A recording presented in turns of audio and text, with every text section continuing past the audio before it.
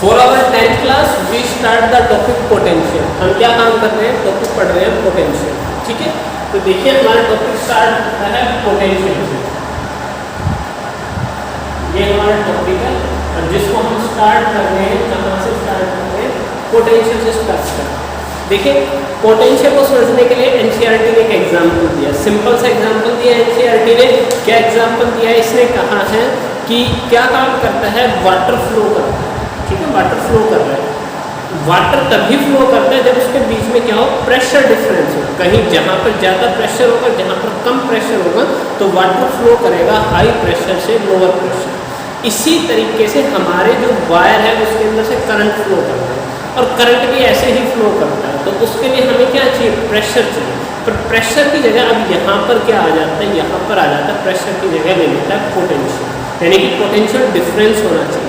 ठीक है, या पोटेंशियल होना चाहिए। तो क्या काम करेगा, चार्ज पार्टिकल वगैरह फ्लो करेंगे और ये क्या काम करेंगे, हायर टू लोअर की तरफ क्या करना शुरू करेंगे, फ्लो करेंगे। उसकी वजह से क्या प्रोड्यूस होता है, करंट प्रोड्यूस होता है, जैसे प्रेशर की वजह से वाटर फ्लो।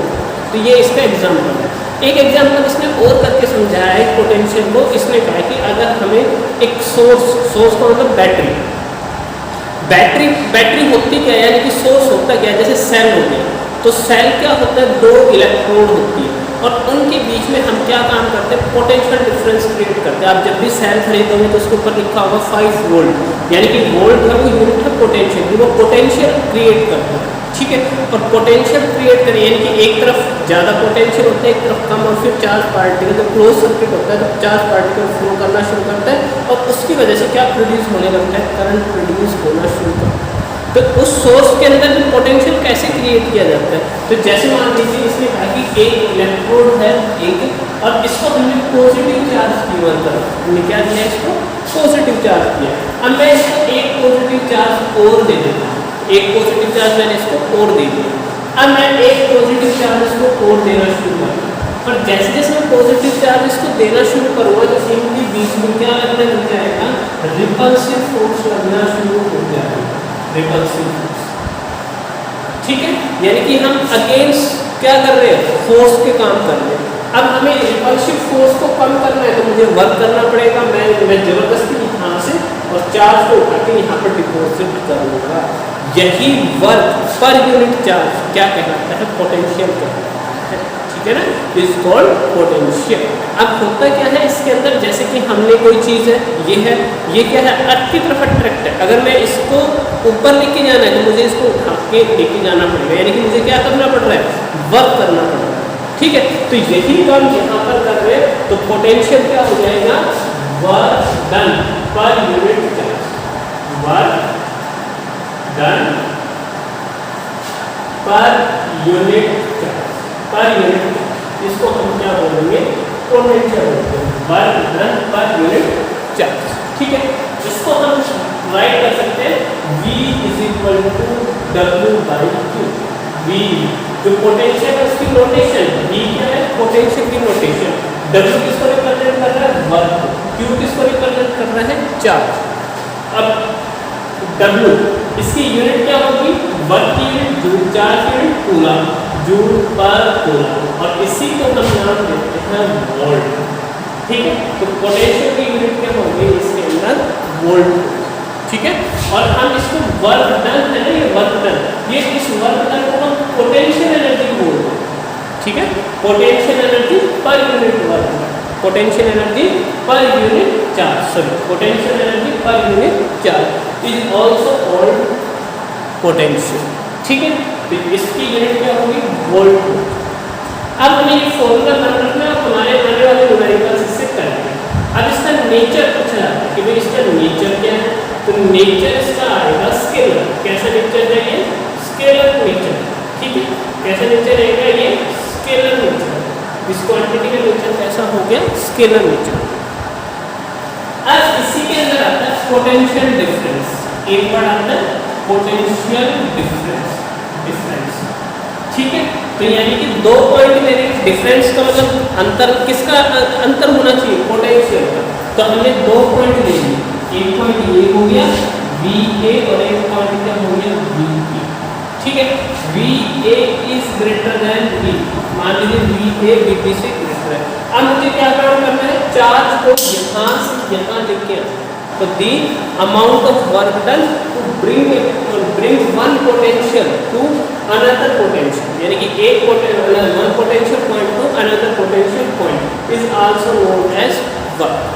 ठीक है, तो the amount of work done, amount of work done होगा पर यूनिट चार्ज रहेगा और moving charge from one potential point to another potential point, यानी कि एक पोटेंशियल के अंदर ही हमें एक चार्ज को यहाँ से यहाँ लेके आना पड़ेगा। तो इसका फॉर्मूला क्या हो जाएगा, इसका फॉर्मूला हो जाएगा V A minus V B. V A क्या आता है, तो V A minus V B W V A by V A by. तो ये भी इसका formula, this is known as potential difference. इसकी यूनिट भी क्या रहेगी, it's unit is also volt, इसकी यूनिट भी वोल्ट रहेगी। ठीक है, अब हम इसके अंदर देखते हैं ये कैसे मेजर करते हैं। तो जैसे हमने पढ़ा था भाई एम मीटर को कौन मेजर करता है, एम मीटर को सॉरी करंट को एम मीटर मेजर करता है, करंट को कौन मेजर करता है, एम मीटर। ऐसे ही पोटेंशियल डिफरेंस को वोल्ट मीटर मेजर करता है, कौन मेजर करता है, पोटेंशियल डिफरेंस को वोल्ट मीटर। तो देखिए हमारे पास क्या आ गया, वोल्ट मीटर। ये हमारे पास वोल्ट मीटर, वोल्ट मीटर क्या हो गया, एक डिवाइस हो गया, डिवाइस मेजर पोटेंशियल डिफरेंस, क्या काम करता है, मेजर करता है, किसको मेजर करता है, पोटेंशियल डिफरेंस को मेजर करता है। ठीक है, तो वोल्ट मीटर क्या हो गया, एक डिवाइस हो गया जो मेजर करता है पोटेंशियल डिफरेंस। कैसा होता है, तो वोल्ट मीटर देखिए ये सिंबल है, ठीक है, ये सिंबल है और ये हमारा वोल्ट मीटर।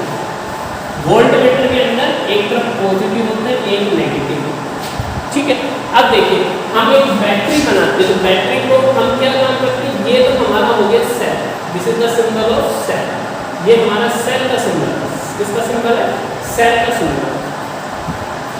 ठीक है, अब हम क्या काम करेंगे, इसका जो ये बड़े वाली लाइन है ये पॉजिटिव को रिप्रेजेंट करती है, ये नेगेटिव। अब हम देखिए कॉम्बिनेशन ऑफ सेल कर रहे हैं, 1 2 और ये 3, यानी कि 2 और मोर सेल, अगर 2 हो तब भी ठीक है, इससे ज़्यादा सेल हो, अगर हम इसको कंबाइन कर दें, this is known as battery, इसको हम क्या बोलते हैं, बैटरी। तो ये पॉजिटिव हो गया, ये नेगेटिव आया नहीं। ठीक है, तो हमें वोल्ट मीटर कैसे कनेक्ट करना है, वोल्ट मीटर को बैटरी के पॉजिटिव से कनेक्ट करेंगे और नेगेटिव से कनेक्ट करेंगे। वोल्ट मीटर कहाँ कनेक्ट होता है, तो it is always connected in parallel. तो देखिए मैंने एक एम मीटर बनाया था, ये हमारा एम मीटर है, ये पॉजिटिव चार्ज हो गया, ये एम मीटर का नेगेटिव चार्ज हो गया, पॉजिटिव हो गया, ये कौन सा हो गया, एम मीटर का नेगेटिव। अब मैंने क्या काम किया, इसको कनेक्ट कर देता हूँ, कैसे कनेक्ट कर देता हूँ, तो देखिए ये हमारे पास एक बल्ब है और ये एम मीटर और ये मैंने बैटरी को कनेक्ट कर दिया,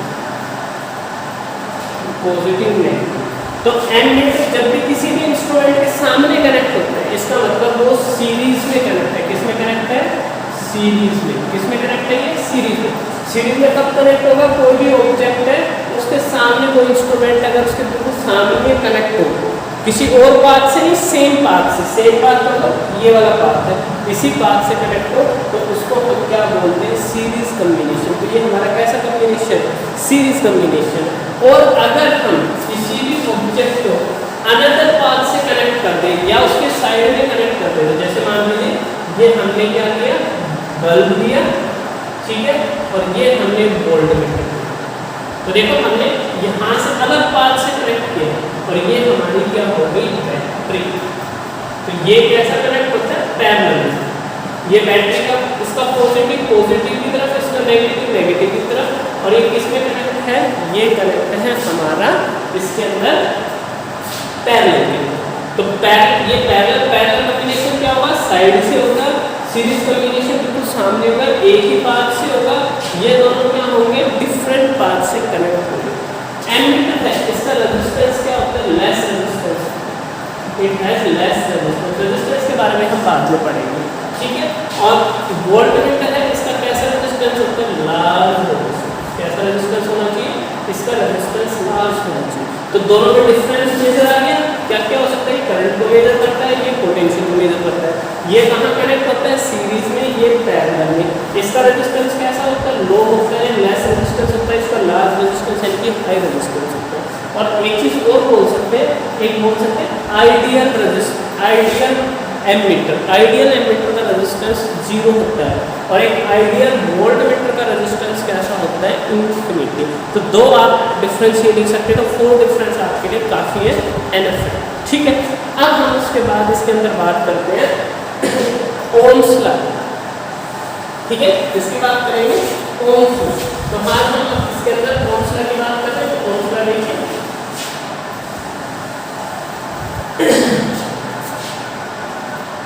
हम बात कर रहे हैं ओम्स लॉ। तो ये हमारे पास आ गया ओम्स। ओम्स लॉ क्या है, जो कोई भी सर्किट है, कंडक्टर है, उसके अंदर जो करंट फ्लो कर रहा है वो directly proportional to the potential difference between the across the conductor. यानी कि जो पोटेंशियल डिफरेंस होता है ना, वो दो पॉइंट के बीच में होता है। ऐसे नहीं होता एक के अंदर, यानी कि इसी पॉइंट पे पोटेंशियल डिफरेंस को हमें 2 पॉइंट लेना पड़ेगा। इसलिए हम या तो बोलेंगे two ends points of a conductor, या फिर हम बोलेंगे अक्रॉस द कंडक्टर। तो क्या स्टेटमेंट इसकी बिल्कुल लर्न रखनी है, अच्छे से लर्न रखनी है स्टेटमेंट। और क्या लिखना है, हमें याद रखना है जो potential the current flowing through the conductor, जो the current flowing through the conductor, flowing through conductor, through conductor क्या होगा, डायरेक्टली प्रोपोर्शनल। क्या है, directly proportional, directly proportional to the potential difference across it। या तो across it लिखेंगे या फिर across it की जगह लिखेंगे हम end points of contact। इसके बाद एक कंडीशन और आएगी, when physical conditions are constant। physical conditions are constant। Physical condition हमारी क्या रहेगी, कांस्टेंट रहेगी। फिजिकल कंडीशन हमारी क्या रहेगी, कांस्टेंट रहेगी। तो फिजिकल कंडीशन में क्या आता है, फिजिकल कंडीशन में टेम्परेचर आता है, प्रेशर आता है, जो इन्वायरमेंट के अंदर जो चीजें आती है वो सब आती है, ह्यूमिडिटी आ गई, ये सब चीजें फिजिकल कंडीशन में आती है। तो यहाँ से हमें क्या पढ़ा, V is directly proportional to I। तो V is equal to IR, ठीक है, V is equal to IR। तो V बाई I को हम क्या लिखेंगे, R। और क्या होगा, डायरेक्टली प्रोपोर्शनल। क्या है, डायरेक्टली प्रोपोर्शनल। तो जो ग्राफ है I के बीच में और V के बीच में, I के बीच में और V के बीच में, वो कैसा आएगा, straight line, straight line. This is the graph. Graph किसके बीच में, V और I। It is a graph between potential and the current. और it's mean this is the directly proportional. इस वर्ड के वजह से ये ग्राफ कैसा आएगा, स्ट्रेट लाइन।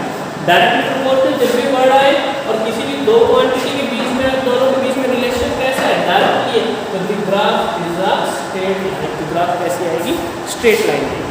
और इसके अंदर एक चीज और ध्यान रखना है, जो R है, R हमारा रेजिस्टेंस है।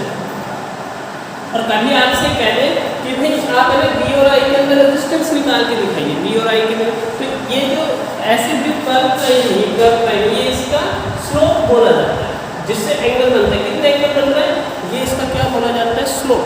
तो स्लोप इज गिवन, जो स्लोप है, slope is given resistance. Slope क्या देगा, रेजिस्टेंस देगा, किसके अंदर देगा, इन V and I graph. V and I graph के अंदर स्लोप उसका रेजिस्टेंस गिवन करेगा, ठीक है। अब देखिए हमने क्या काम किया, हमने इसके अंदर tan थीटा, स्लोप को हमेशा हम tan थीटा से लिखते हैं। तो हम फॉर्मूले को ऐसे लिख सकते हैं, tan theta is equal to V by I and this is given R, ठीक है, this is given R। Angle किससे बनना है, थीटा से।